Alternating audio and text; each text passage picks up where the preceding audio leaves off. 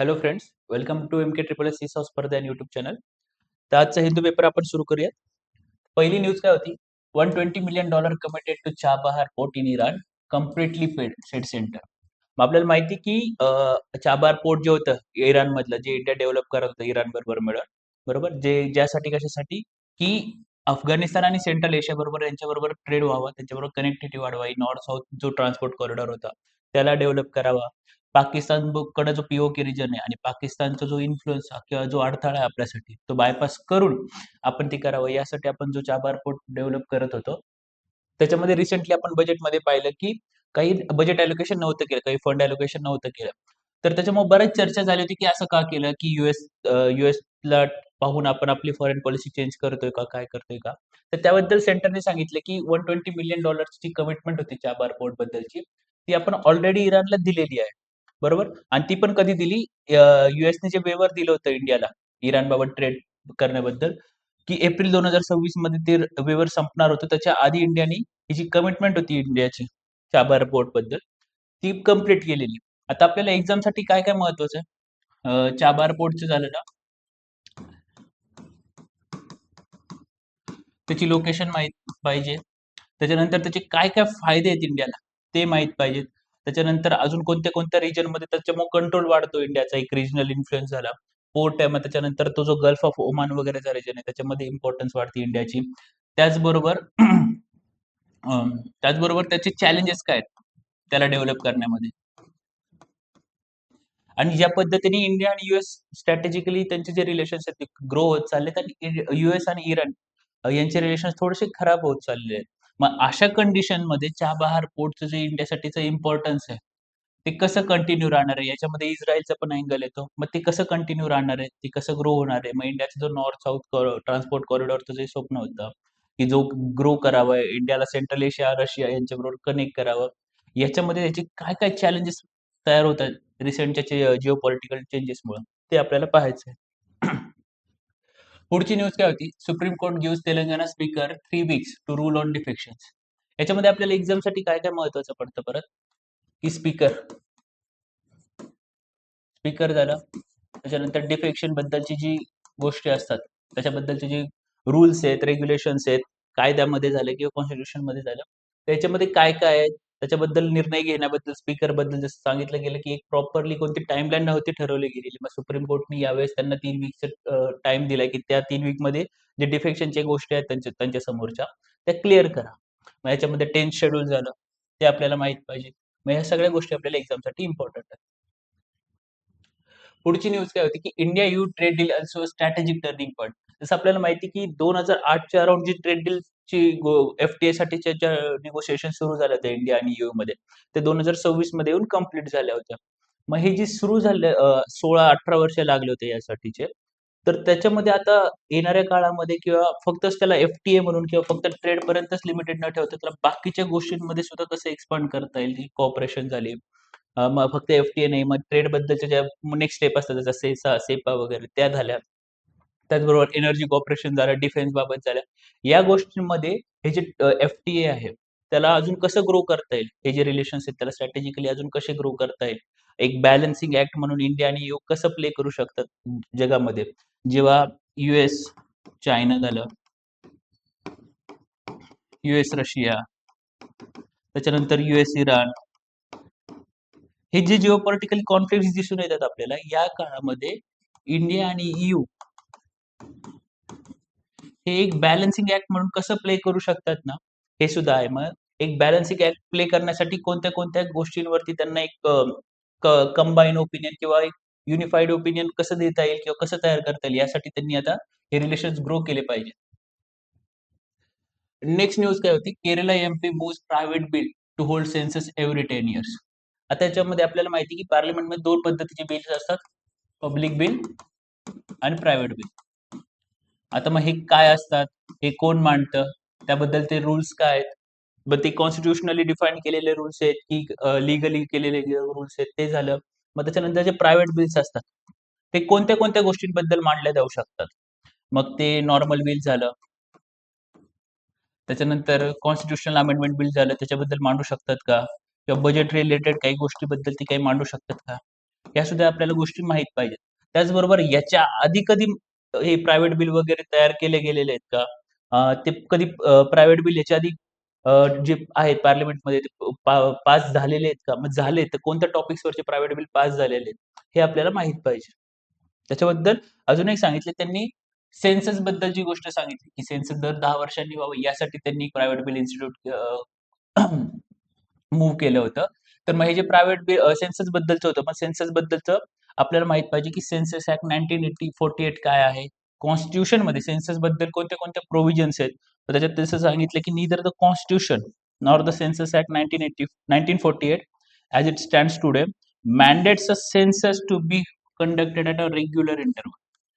मग regular इंटरव्हलमध्ये census व्हावं असं ना तर कॉन्स्टिट्यूशनमध्ये सांगितलंय ना तर सेन्सस ॲक्ट 1948 मध्ये सांगितलंय. म्हणून त्यांनी सांगितलं की आपले जे लोक आहेत त्यांना ते स्कीम्स सेव्हरल जी गोष्टी आहेत स्कीम झाले बेनिफिट्स आहेत ते रेग्युलरली मिळावेत. यासाठी दर 10 वर्षांनी एक फिक्स इंटरव्हलमध्ये सेन्सस झालंच पाहिजे. हे कॉन्स्टिट्यूशनल अमेंडमेंट जे बिल होतं ते त्यांनी इंट्रोड्यूस केलं होतं पार्लमेंटमध्ये. तर याबद्दल आपल्याला माहित पाहिजे की सेन्सस ॲक्ट काय? जसं आपल्याला माहिती की 2021 मध्ये जे सेन्सस होणार होतं भारताचं, ते 2027 पर्यंत पुढे गेलेलं आहे. मग आता आपल्याला एक्झामसाठी सेन्सस काय आहे? त्याची सुरुवात कधीपासून झाली होती? त्याच्यानंतर त्याच्यात काय-काय चेंजेस झाले? मग सेन्सस ॲक्ट काय आहे? त्याच्यात काय-काय सांगितलं गेलेलं आहे? कॉन्स्टिट्यूशनमध्ये काय प्रोव्हिजन्स आहेत? या सर्व गोष्टी आपल्याला इम्पोर्टंट बनतात. पुढची न्यूज काय आहे? What qualifies as a deep tech startup in India? Centre lays down criteria. मग इथं जसं आपल्याला माहिती आहे, की एक प्रत्येक कंपनीला स्टार्टअप म्हणून घेण्यासाठी काही क्रायटेरिया असतात. जसं डी-पी-आय-आय-टी जी आहे आपलं डिपार्टमेंट. काय D-P-I-I-T? Department for promotion of industry and internal trade. त्याच्यामध्ये तुम्ही मला सांगा कमेंट बॉक्समध्ये ही कोणत्या मिनिस्ट्री अंडर येतं? बरोबर? कोणत्या मिनिस्ट्री अंडर येतं? तर म्हणजे डी-पी-आय-आय-टी त्यांनी स्टार्टअपची डेफिनेशन दिलेली आहे प्रॉपरली. ते काय म्हणतात? A company that is less than 10 years old और has a turnover less than 200 crores. It is called a startup. ही झाली बेसिक स्टार्टअपची डेफिनेशन. आता त्यांनी जे डीप टेक स्टार्टअप्स आहेत, त्याच्यामध्ये काय सांगितलंय? आता त्यांनी गेझेट नोटिफिकेशनमध्ये सांगितलंय, a deep tech company can consider itself a startup for as long as 20 years and a turnover up to 300 crores. आता हे जे 2 स्टेटमेंट्स आहेत, हे आपल्याला प्रीसाठी महत्त्वाचे बनू शकतात. ही डेफिनेशन काय दिली आहे अकॉर्डिंग टू डी-पी-आय-आय-टी प्रॉपरली किंवा ही डेफिनेशन डी-पी-आय-आय-टीने दिली आहे, की एक जस्ट नोटिफिकेशन फक्त. या गोष्टी झाल्या. मग त्याच्यामध्ये आपल्याला हे झाले प्रीसाठीच्या गोष्टी. मग मेनसाठी झाल्या किंवा फ्युचरसाठी, की डीप टेकची टेक्नॉलॉजी आहे, की डीप टेकमध्ये इंडिया का अलाऊ करते, की तुम्ही 20 वर्षापर्यंत स्वतःला स्टार्टअप म्हणा, 300 कोटीपर्यंत टर्नओव्हर झालं तर तोपर्यंत तुम्ही स्टार्टअप म्हणू शकता. त्याच्यामध्ये जे बेनिफिट्स तुम्हाला भेटायला पाहिजे ते भेटावेत. मग जे डीप टेक आहे, त्याच्यामध्ये इंडिया एवढा इंटरेस्टेड का आहे? आणि येणाऱ्या फ्युचरसाठी डीप टेक काय रोल प्ले करू शकतो इंडियासाठी? हे आपल्याला एक्झामसाठी महत्त्वाचं. पुढची न्यूज काय होती? Education and skills are twins and inseparable since PM Modi.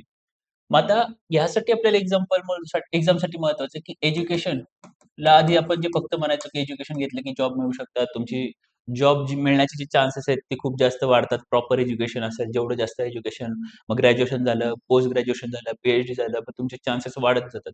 पण आता कसं होत चाललंय ना, की जर तुमच्याकडे फक्तच एज्युकेशन असेल, तर त्याला महत्त्व कमी होत चाललंय, जर तुमच्याकडे स्किल्स नसतील तर. त्याच्यामुळे एज्युकेशन आणि स्किल्स दोन्ही तुमच्याकडे असतील, तर तुमची जे फ्युचर इंडिव्हिज्युअल करियर झालं आणि त्याच्याबरोबर नॅशनल ग्रोथ जर झाली, ही दोन्ही एन्शुअर होती. मग त्याच्यामुळे आपल्याला आता अ, आपला जो एम्प्लॉयमेंट म्हणा किंवा अनएम्प्लॉयमेंटचा जो टॉपिक आहे, जी-एस-3 मधला, त्यासाठी हे इम्पोर्टंट होतं. त्याचबरोबर आपण जे म्हणतो, की एसे वगैरेसाठी झालं, त्यासाठी हा जो अँगल आहे, तो आपल्याला पाहायला पाहिजे. ही गोष्ट महत्त्वाची आहे. पुढची न्यूज काय होती? Advisories issues as avian flu infection detected in crow samples from Chennai. आता त्याच्यामध्ये एक्झामसाठी काय-काय महत्त्वाचं आहे, की एव्हियन फ्लू इन्फेक्शन काय असतो? त्याच्यानंतर तो जो आहे तो ह्युमन टू ह्युमन किंवा बर्ड टू ह्युमन ट्रान्समिट होतो का? मग झाला तर त्याचे काय-काय परिणाम होतात? काय-काय सिम्प्टम्स असतात? त्याच्यावरती काय मेजर्स घेतले पाहिजे? त्याच्यानंतर एक क्रोबद्दल पण माहीत पाहिजे आपल्याला, की त्याचं एन्व्हायर्नमेंटचं ॲक्ट आहे आपलं 1972 याच्यामध्ये याचं स्टेटस काय आहे? बरोबर?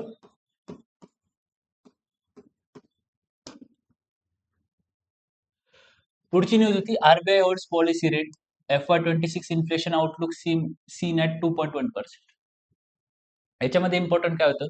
सगळ्यात पहिल्यापासून म्हणलं तर आरबीआय ॲज अ ऑर्गनायझेशन झाली, मग ती ऑर्गनायझेशन स्थापन कशी झाली वगैरे ते झालं त्याचं स्ट्रक्चर. त्याच्यानंतर एमपीसी मॉनिटरी पॉलिसी कमिटी काय झाली, त्याचं स्ट्रक्चर वगैरे ते झालं. मग त्याच्यानंतर रेपो रेट,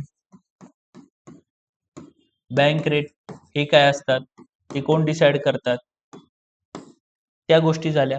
मग त्याच्यानंतर इन्फ्लेशन आउटलुक म्हणजे काय सांगितलंय, आरबीआयचे येणाऱ्या टाइमसाठी काय काय प्रोजेक्शन असणार आहेत. आता जे एफटीए साईन झाले त्याबद्दल आरबीआयचं ओव्हरऑल काय म्हणणं आहे, इंडियाने त्याची जीडीपी वाढवावी, जी कंटिन्युअसली डेव्हलपिंग कंट्री आपण म्हणतो, मग ते अजून फास्ट आहे. आता एफटीए सुद्धा साईन झालं तर मग ट्रेडला अजून बूस्ट मिळण्यासाठी रेव्हेन्यू डिफिसिट वगैरे याच्यावर बजेट नंतर आल्या. तर याबद्दल कॅपेक्स बद्दल आरबीआयचं काय ओपिनियन आहे, त्याला कॉम्प्लिमेंटरी म्हणून आरबीआय कोणत्या कोणत्या स्टेप्स घेते, हे आपल्याला मेनसाठी इम्पॉर्टंट आहे. त्याचबरोबर इन्फ्लेशनचे जे बाकीचे टाईप झाले, कोर इन्फ्लेशन झालं, अजून कोणते इन्फ्लेशन झाले, मग त्याच्यामध्ये कोणते कोणते कोणते कोणत्या गोष्टी येतात, कोणते कोणते कॉम्पोनंट्स आहेत त्याच्यामध्ये, हे सुद्धा प्रीसाठी इम्पॉर्टंट आहे. पुढची न्यूज होती, RBI raises loan limits for small businesses bags REIT loans. आता ही जी आरईआयटी लोन्स आहे, आरईआयटी टर्म ही प्री मध्ये पीवायक्यू होती, त्याच्यामुळे ही आपल्याला इम्पॉर्टंट बनते की स्मॉल बिझनेसेसला बॅक करायला आरईआयटी लोनला बॅक करते आरबीआय. तर मग आरईआयटी काय आहे, त्याचबरोबर अजून कोणत्या कोणत्या गोष्टी आहेत का की स्मॉल बिझनेसेसला बॅक करण्यासाठी झालं, म्हणजे रिअल एस्टेटसाठी हे आरआयटी झालं, आरईआयटी झालं. मग अजून दुसऱ्या सेक्टरसाठी अजून कोणते अशा इन्स्टिट्यूशन्स आहेत का, ते आपल्याला पाहायला पाहिजे. मग ह्याच्यामध्ये लिमिट किती आहे, त्याच्यानंतर गॅरंटर कोण आहे ते झालं. मग हे त्याच्यानंतर तुम्हाला गॅरंटी फ्री लोन देणार आहेत का गॅरंटी पाहिजे तुम्हाला, काही ना काही कोलॅटरल फ्री लोन्स आहे की कोलॅटरल द्यावं लागणार आहे, हे सुद्धा आपल्याला माहित पाहिजे. कोणत्या कोणत्या बिझनेसेससाठी किती लिमिट आहे त्याची, हे सर्व गोष्टी आपल्याला एक्झामसाठी महत्वाच्या आहेत. पुढची न्यूज होती, युएस अर्जेस न्यू 3-वे nuclear weapons deal with Russia China. जसं आपल्याला माहिती आहे की या गुरुवारी स्टार्ट म्हणून जी ट्रीटी होती, कोणामध्ये होती ती युएस आणि रशियामध्ये होती. ही जी ट्रीटी होती या गुरुवारी ती एक्सपायर झाली होती, आणि त्याच्यामध्ये जी नवीन स्टार्ट ट्रीटी किंवा ती एक्सपांड व्हावी, ती अजून पुढे कंटिन्यू व्हावी, यासाठी काही डिस्कशन झाले नव्हते. त्याच्यामुळे जगाला वाटत होतं की जे न्यूक्लिअर लिमिट्स मेंटेन ठेवली होती या दोन मेजर कंट्रीजनी, त्यांच्याकडे हजारो न्यूक्लिअर वेपन्स आहेत, मग जी ट्रान्सपरन्सी म्हणा, जी मेंटेन ठेवण्यासाठी ही जी ट्रीटी होती ती एक्सपायर झाली. तर मग आता इथून पुढे भविष्य काय, मग न्यूक्लिअर वॉरफेअर कडे किंवा न्यूक्लिअर टेस्टिंग कडे जग वळायला लागलंय की काय. मग याबद्दल युएसचं काय ओपिनियन आहे की आता फक्त युएस आणि रशियामध्ये ही ट्रीटी नाही पाहिजे. त्यांचं म्हणणं आहे की ह्याच्यामध्ये चायनाला सुद्धा ऍड करा. जर चायना एक मेजर ग्लोबल पॉवर ऑइल झालं आहे, त्याच्यानंतर अजून पण ते ग्रो होत आहे, तर मग ह्याच्यामध्ये फक्त युएस आणि रशियाला ठेवून चालणार नाही, चायनाला पण ठेवायला पाहिजे. आणि ही 3-वे ट्रीटी साईन झाली पाहिजे की जेणेकरून चायनाचे सुद्धा न्यूक्लिअर वेपन्स वरती त्याबद्दल सुद्धा एक ट्रान्सपरन्सी पाहिजे, त्यांच्या न्यूक्लिअर टेस्टिंग वगैरे बद्दल, त्यांच्या न्यूक्लिअर साइट्स बद्दल, ह्याच्याबद्दल सुद्धा तुम्हाला ट्रान्सपरन्सी पाहिजे, जेणेकरून एक ग्लोबल पीस म्हणा किंवा एक स्टेबिलिटी जी आहे ती मेंटेन ठेवतात. ठीक आहे, चालेल. तर हा होता आजचा हिंदू न्यूजपेपर अनालिसिस. याबद्दल जे क्वेश्चन विचारले ते कमेंट बॉक्समध्ये सांगा. आणि त्याचबरोबर एमके ट्रिपल एस सीसोचं जे युट्यूब चॅनल आहे आपलं स्पर्धा आहे, त्याला लाईक करा, शेअर करा. आणि त्याचबरोबर सीसोचं जे